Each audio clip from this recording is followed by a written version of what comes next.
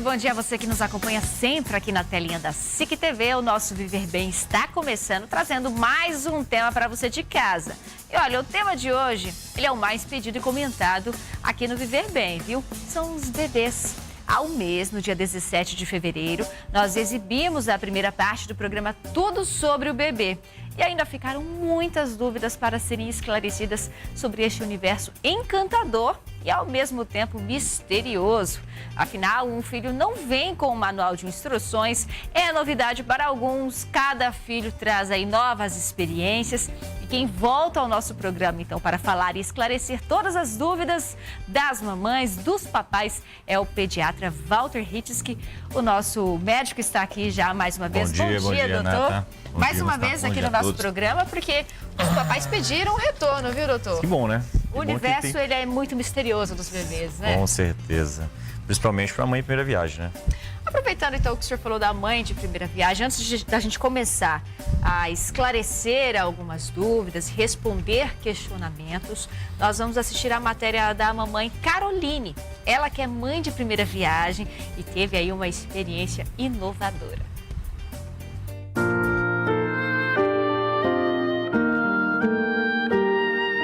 Meu nome é Caroline Anconi, eu tenho 22 anos, eu sou mãe do Luca Anconi e sou mãe de primeira viagem. Não planejamos ele, mas assim que soube, foi muita felicidade para mim, né? Não é fácil, é cansativo, dá medo, muda tudo. Muda a rotina da mãe, da família, o meu filho acorda, né, durante a madrugada, ele é novinho, tá na fase das cólicas e acaba que você vive para a criança, né? Não tô saindo, a gente, mãe de primeira viagem, tem aquele amor, aquele cuidado maior e então muda muita coisa. E quando eu tava grávida, eu já amava ele, né? Só que é diferente. A partir do momento que ele nasce, no meu caso foi um parto cesáreo e quando eu escutei o choro dele, que eu tava acordada no caso, foi algo assim sobrenatural. Ali naquele momento você muda, você se torna mãe. E o amor que estava dentro de mim, assim, que eu acho que nem sabia que existia, existiu a partir do momento que trouxeram ele pra mim, né? E que eu vi ele pela primeira vez. Então a gente sempre tá pensando, fazendo planos, sonhando. A partir do momento que a gente tem um filho, parece que a nossa vida se resume nele, né? A nossa realização é a realização dele. O meu sonho era ser mãe. Eu amo criança, então assim, eu queria muito, né? Não era no momento, né? Não era o momento que eu tinha planejado, mas a partir do momento que eu soube que eu estava grávida, a início é um choque. Mas quando aquela sensação, aquela adrenalina passa e você fala, nossa, era o meu sonho. Então, dali em diante, eu me senti realizada desde já. É um pai assim que eu pedi a Deus pro meu filho. Tá comigo em todos os momentos, todas as consultas, nas cólicas e em todos os momentos assim ele tá comigo e se eu pudesse escolher um outro pai pro meu filho eu não escolheria, eu escolheria o mesmo. Ele assim para mim é meu parceiro, meu amigo e eu tenho muito orgulho do pai que meu filho tem. Minha mãe, eu digo que meu Deus do céu, eu não me imagino sem minha mãe. A minha mãe é minha parceirona. Eu agradeceria, né, porque ele é o presente de Deus pra mim, mudou minha vida e eu amo muito ele.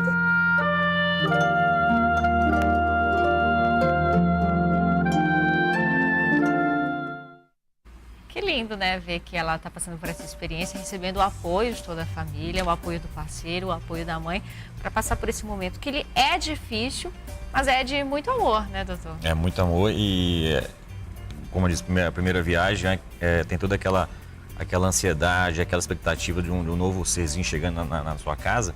E isso, o ideal seria que, como a mãe vai no obstetra todo mês, né? E pelo menos uma consulta no pediatra. Porque a mãe acha que, eu sempre brinco, acha que as crianças são igual bebê de novela, né? Ou tá no colinho ali sorrindo ou tá dormindo. Não é bem assim não, dá um pouco de trabalho. Então, doutor, é certo que quase todas as mães, elas vão passar por um período intenso de cuidado e privação do sono com os bebês quando nascem. Mas o amor, ele compensa todo esse trabalho, todo esse momento difícil para a mãe, que acaba não dormindo mais como dormia antes, acaba não descansando e se cuidando mais como acontecia antes? Sim, compensa. E sempre digo, e para isso é a mãe. Mãe aguenta, mãe tem uma força enorme, ainda mais com o filho. A criança, ela não dorme nos primeiros meses de vida, dorme durante o dia, à noite não dorme, então isso é um esforço. E a mãe tem que se preocupar também que ela tem que estar bem para poder gerar leite, né? Tendo estar feliz, que é importante. Mas assim, o amor, com certeza, eu acho que é o primeiro que supera tudo isso com a mãe. Pergunta na tela, então, para a gente continuar o nosso assunto de hoje falando sobre bebês. Então, doutora, acredito que seja até uma relação de desapego. Com quantos meses o bebê deve deixar o quarto dos pais e ir para o seu próprio quarto? Essa é uma pergunta que causa muita polêmica, que, na verdade, não tem diferença. Foi feito vários estudos, na Suíça são os países que mais fizeram estudos sobre isso, que a criança que dorme com os pais ou dorme sozinho, no futuro, claro que até foi com 18 anos, não tem diferença, não teve diferença. Então, o que eu aconselho? A criança, quem decide é os pais. Claro que tem aquele perigo, nasceu, dormiu, não pode dormir na cama para o pai não cair em cima, isso é até bíblico isso aí, o pai para a mãe não matar a criancinha, tudo. Mas depois de 6 meses para lá, quem escolhe a família. O que eu fico preocupado é assim, chega uma mãe, um pai, doutor, eu quero que o meu filho está com 3 anos, ele não dorme na cama dele sozinho. Conheço um caso desses, doutor. O meu sobrinho de 8 anos não saiu do meio dos pais. Mas para criança não tem problema. Pelos estudos e na prática também. Mas o que eu fico preocupado, eu pergunto ao pai, mas você quer que ele durma no quarto? E a relação do pai e da mãe, né? Sim, mas olha só, você quer que ele durma no quarto? O pai fala, quer, o problema não é com a criança, o problema é com a família. Porque não está tendo autoridade para a criança que durma no quarto. Ou às vezes até esse medo, né? Esse desapego da mãe, do pai de ter ali a criança mais próxima. De repente você passa o dia fora e quer ter a criança próxima ali no momento de dormir. Também. E também tem aquela questão das mães terem muito o medo de ir toda hora lá no bercinho para ver se a criança está respirando ou não. Isso, de ficar com esse medo de tirar a criança de perto. Logo no né? nascimento, com certeza. Porque a criança ela tem uma respiração meio que irregular, né? A mãe morre de medo disso, com certeza. Próxima pergunta, então, para esclarecer as dúvidas dos papais e das mamães de plantão ligados aqui no Viver Bem. Como sei que meu bebê tem refluxo, doutor? Então, o refluxo toda criança tem, né? Tem um refluxo bonzinho e um refluxo de doença, né?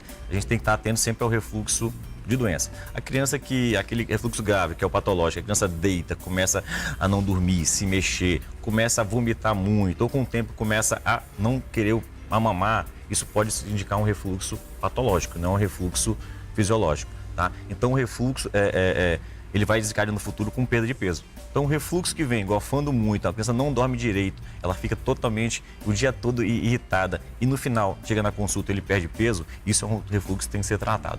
Outro refluxo é aquela criança que golfa mais, né? Não segura, isso aí a gente trata com medidas posturais, né? Botar melhor para rotar, dormir mais elevadinho, nada de ficar chacoalhando. E que a gente explica já depois do intervalo, que é bem rapidinho, doutor. Você de casa não saia daí, nós voltamos em instantes.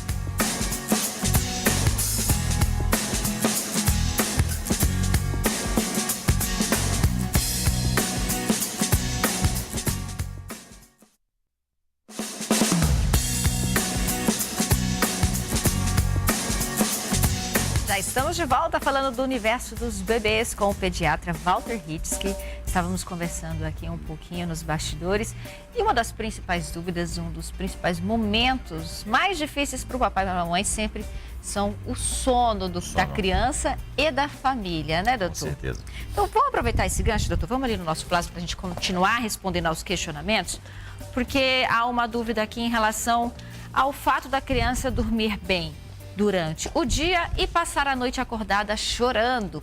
Como que o pai faz para mudar esse hábito da criança, que dorme bem de dia e passa a noite acordada chorando? Bom, primeiramente temos que entender que a criança, quando ela nasce, ela vai dormir 20 horas por dia e vai passar 4 horas à noite acordada. Primeiro mês é basicamente isso. Então, tem que ter bem em mente isso, porque senão, quando a criança fica à noite acordada, é muito confundida com tem que estar com fome, está com cólica, onde tem aqueles erros alimentares. Então, no primeiro mês é normal. Isso gradativamente, a criança vai virando, vai começando a ficar de dia mais acordada e à noite mais dormindo. Mas é natural isso, doutor? Por que a criança, ela acaba dessas 20 horas, às 4, tem que ser exatamente à noite, doutor? É natural. Toda criança faz isso. Isso aí Então, não tem como, nesses primeiros dias, primeiras semanas, você inverter isso. Não tem. Mas assim mesmo. essa média, ela vai até que idade da criança? No segundo mês, já mais ou menos umas 18 horas de dia, 15 horas. Então, cada mês vai diminuindo. E para a gente mudar essa situação, passou por esse período, mas a criança continua ficando dormindo mais de dia e acordada à noite. O que acontece é que quando a criança ela chega perto de 1 ano, até aí a criança ela continua, dorme sozinha, chega à noite ela começa a dormir, mas passou de 1 ano a criança ela não dorme sozinha. Se você não colocar ela na cama, no berço, ela vai até 1 da manhã, onde os pais acham, meu filho é hiperativo. Não, se você não fizer uma rotina, comeu, banhozinho, pijaminha, deixou para dormir, elas não vão dormir cedo, ela tem que ficar no berço. E no berço, na cama, elas vão ficar assim, papai, quero água, quero comida, quero ir no banheiro, vão fazer de tudo para sair da cama, mas tem que deixar no berço. Então, se deixar, ela vai até 1, 2 da manhã, depois de 1 ano. Certo. Agora, para os pais que querem um lazer com os seus filhos, com o seu bebê, com quantos meses posso colocar o meu bebê na piscina, doutor? A criança, nos primeiros meses, a pele não é igual à nossa, né? A pele é mais fininha, mais delicada. Então, logo nos primeiros meses, eu não recomendo. Mas chegando perto do 5º, 6º mês, onde a pele vai ficando mais parecida com a nossa, já pode tomar um banho de piscina, botar a sunguinha ali, tirar umas fotos, mas nada muito demorado. E com cuidado com a exposição ao sol depois de 6 né? meses, antes não recomenda o uso de protetor solar, nada. Depois de 6 meses, sim. Então, depois de 6 meses, você coloca o protetor solar, cuidar da exposição ao sol e o mais rápido possível. Tirar foto, né? Aquele lazer. Certo. E quando posso levar o recém-nascido para passear? Também é um momento aí para as mamães de um pouco de dúvida do contato com as visitas, de ir para a rua passear. Isso aí é uma pergunta muito importante que eu vejo. Eu tô no shopping, eu tô nos eventos, vejo criancinha recém-nascida no colo. O que orienta? Até 2 meses, né? Depois da vacina de 2 meses, não leve seus filhos para shopping, para igreja, para aniversário, que isso aí é um perigo de infecção, principalmente viral, que nesse período a criança tem uma chance de internação muito grande. Então, até 2 meses, você pode até sair, mas não lugares populosos, onde tem muita gente. Isso aí corre um risco de infecção da criança. Então, até 2 meses, cuidado é essencial. Curioso, doutor. Agora, os bebês prematuros, doutor, eles têm desenvolvimento diferente? O cuidado tem que ser de modo especial? Sim.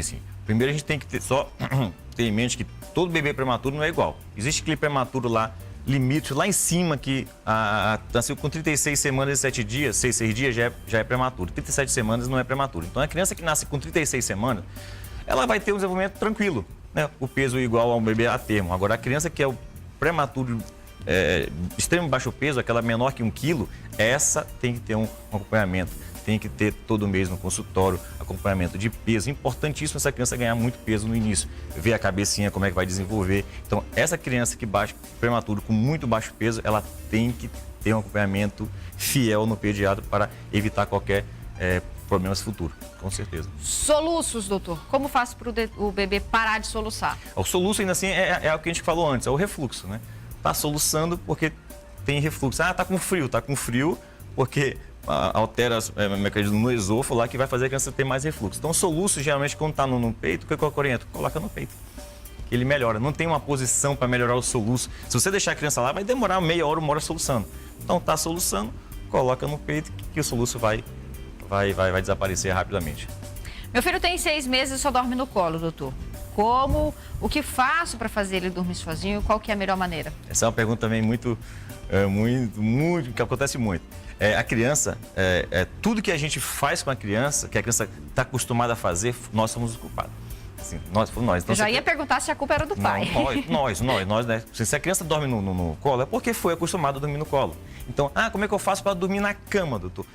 Deixa ela na cama, ela vai chorar 3 dias. Nesse período, tudo ela se acostume 3 dias. Eu sempre digo assim, se você pegar uma criança e ficar passando a mão na cabecinha, ela só vai dormir com a mão na cabecinha, você passando. Se você não fizer carinho, ela não dorme. Colocar uma música, dormir na rede. Então, para ela começar a dormir sozinha, tipo no colchão, na cama, deixa ela lá. Ela vai estranhar os primeiros dias, mas depois ela acostuma. Então, é questão de ter paciência e aguentar o choro.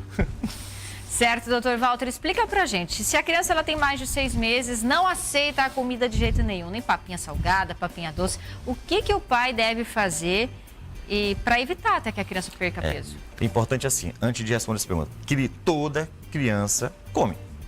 Eu nunca vi criança em condições normais, sem ter nenhuma doença, que ela vai comer. Claro que a transição alimentar, a gente começa do leite, né, materno artificial, começa a comer com 6 meses. A transição alimentar, ela começa daí, pode durar de 3 semanas a 3 meses. Então ela pode ter esse prazo todo comendo um pouco mal.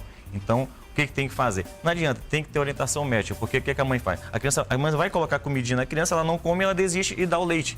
Então isso é muito simples para a criança vai querer mamar toda hora.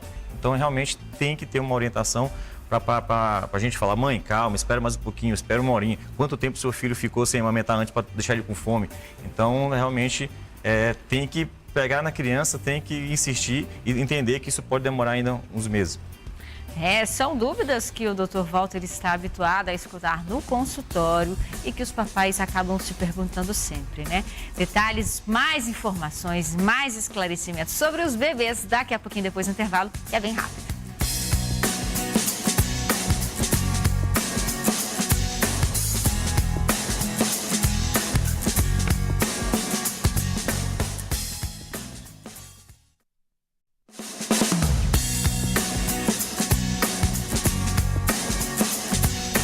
De volta falando sobre os bebês, o universo dos bebês, dúvidas que os papais, mamães, vovós, todo mundo tem, né? Afinal, é uma experiência nova a cada filho, a cada sobrinho, a cada neto. E você de casa fica aprendendo um pouquinho com a gente. Então, agora, quero saber com quantos meses o bebê pode assistir o Viver Bem, doutor? Com quantos meses o bebê pode assistir televisão? Isso, é uma pergunta. Segundo... No passado, a orientação era que a partir dos 2 anos a criança poderia ter contato com algum modo de mídia, né? Televisão no passado. Então, ainda se considera muito isso hoje. O que foi discutido assim, todo dia pode assistir, tem que se restringir a criança, isso é bom para a criança. Então, o que se sabe hoje é que depois de 2 anos da orientação ainda, a criança, ela tendo acesso 2 vezes por semana a tablet, telefone, televisão, isso no futuro... melhorou o aprendizado no colégio. A criança aprendeu mais. Então, sabe isso? Claro que não precisa ter, então se 2 dias de semana ela melhorou, então todo dia eu vou deixar, que então faz diferença. Pelo menos, então, como a gente está acompanhando a evolução, a mídia, então, o que eu oriento? A partir de 2 anos, 2 vezes por semana, a criança conheceu brincar no tablet, que não tem problema nenhum. Para a visão, não tem problema nenhum. Pelos usos de estudo, o problema mais é psicológico. A criança que fica muito tempo no tablet, televisão, ela tem menos empatia. Ela chega em casa, ela muda a social dela, ela come menos, ela fica mais agressiva. Então, tem que controlar a hora. O que a gente recomenda hoje, após 2 anos, e o horário por dia. Aí a família... que tem que ter pulso, né? E falar, não, só 2 horas, só 1 hora é o suficiente. Então, a galinha pintadinha, que todos os pais sabem cantar na ponta da língua, está aprovada para os bebês. Sim, está aprovada. Então, eu sempre brinco com o consultório. Eu queria ter inventado a galinha pintadinha, né? Porque é um sucesso, as crianças adoram. O que não pode usar é uma galinha pintadinha, por exemplo, para a criança começar para comer, para fazer atividades, que já é errado. Né? Não pode misturar as coisas. Comer é para comer e para fazer atividade, para lazer, deixar ela assistindo, deixar ela brincando, né? Mas pode sim, com certeza. A outra pergunta também deixa muitas pessoas, divide opiniões, doutor. Quando posso colocar o meu bebê no andador e quero saber se é necessário também colocá-lo no andador para esse estímulo de andar, né? Quando pode? Nunca. Andador proibido até vender. Tem algumas leis que saíram aqui, mas proibido até vender. Então, andador nunca. Criança pode ter muito risco a quedas, a lesões de articulações, coluna. Já vi crianças em pronto atendimento chegar com fraturas graves por causa de andador. Então a gente não recomenda andador, não. Não é preciso um andador para o estímulo da criança começar a andar. Naturalmente, deixa no chão. Tá com 9 meses, 7, 8 meses no chão, ela vai sozinha engatinhando, ela vai subir. Isso é natural da criança, não precisa fazer nenhuma fisioterapia, né, para poder que ela ande, não. Isso aí, então, andador não pode, tá? E para os papais que estão preocupados com a criança que está sem fazer cocô há pelo menos 1 semana, por exemplo. Como o pai deve fazer para evitar esse ressecamento na criança, doutor? Isso. Depende da faixa etária. Se a criança nasceu nos primeiros meses, se ela só está no leite materno exclusivo, ela pode ficar até 7 a 10 dias sem fazer cocô. Olha, vou até interromper a pergunta. Fiquei curiosa. O bebê faz cocô todo dia, doutor? Então, depende da faixa etária. Se está no leite materno, nasceu, ele pode ficar até 1 semana sem fazer cocô. Normal. Mas se passou de 6 meses, quando entra a comidinha, aí vira para 3 dias. E aí você tem que ver a alimentação, você tem que ter o hábito alimentar, e você tem que ver se essa constipação pode ser pela alimentação ou já é uma coisa mais crônica, né? Então, o certo, máximo 3 dias. Mais de 3 dias depois de 6 meses que está comendo, tem que ser procurar atendimento médico. Não tem receita de bolo, por exemplo, toma esse remédio, não. Tem que ter atendimento médico para ver o que está acontecendo. O leite, alimentação, as besteiras que a criança pode estar comendo, né? Iogurtezinho, um chocolatezinho, isso tudo piora o trânsito intestinal. Então, realmente tem que ver a alimentação como é que está. É normal o bebê ter febre e ficar irritado quando os dentes estão nascendo? E essa regra vale para todos os bebês? Isso é uma polêmica. Eu sempre falo assim, quando a criança, depois de 1 ano, né, que está nascendo mais dente, tem febre, eu falo para os pais, não associe isso a dente. É errado fazer isso, porque muitas crianças, os pais deixam a criança em casa falando que é dente e quando a gente vai ver a criança já está grave. Então, febre, até que se prove o contrário, não é dente, né? Pode ser casos virais, infecções. Então, se estiver com febre, não associe a dente, leve sempre ao Mas o nascer pediatra. dos dentes não causa febre, então? Não, o que eu percebo muito é que o nascer do dente, as crianças vêm com uma infecção associada, um vírus. Talvez provocando uma baixa imunidade, uma inflamação, isso pode causar uma febre, mas não está associado. Dá para minimizar esse incômodo da criança nessa fase, doutor? Sim, quando a criança está nascendo os dentes e ela está irritada, diminuir a alimentação, é bom sempre dar um analgésicozinho, uma dipironinha, né? Hidratar bastante a criança, acalmar bastante a criança, mas sim, com certeza. Certo. Próxima pergunta na tela, então, falando sobre os bebês, os incômodos, nós já falamos sobre os incômodos neste momento, né, do nascer dos dentes. Eu quero saber agora se o meu bebê, que tem quase 1 ano e ainda é careca, eu percebo que alguns bebês, eles vão perdendo o cabelinho no desenvolvimento. Isso é normal, doutor? Isso. Quando que o cabelo dele, de fato, vai crescer e a criança vai ficar com o cabelo cheio, bonitinho? Quando nasce a criança, ela pode vir carequinha, ela pode vir cabeludo. Tu viu crianças com black power, aquele cabelão assim. Que chamam até a atenção nas redes sociais, né? Então, assim, tem todo tipo. Mas o que tem que só entender é que a criança, ela vai perdendo o cabelo, mas não é careca. Ela vai perdendo por foco até os 9, 10 meses. Depois disso aí, a tendência é crescer. Então, ela não fica carequinha totalmente, ela vai ficar perdendo, né, aqui atrás, fica meio feinho, mas depois ele volta a normalizar, com certeza. Se depois de 1 ano tiver a queda do cabelo for completa, é bom procurar um dermatologista para poder ter mais informações, né? Seguindo com as principais dúvidas dos papais e das mamães, o meu filho está com 11 meses e vive caindo, batendo a cabeça na tentativa de ficar em pé. Cair tanto. É perigoso? Doutor? Muito perigoso, né? Ainda mais uma criancinha que está com o cérebro, né, em crescimento, né? Onde são fininhos os ossos do cérebro, então, e nessa idade ele está aprendendo a andar. Eu vejo o pai, meu filho está com 11 meses e não anda, eu estou desesperado. Normal. A criança pode andar até 1 ano e 3 meses, né?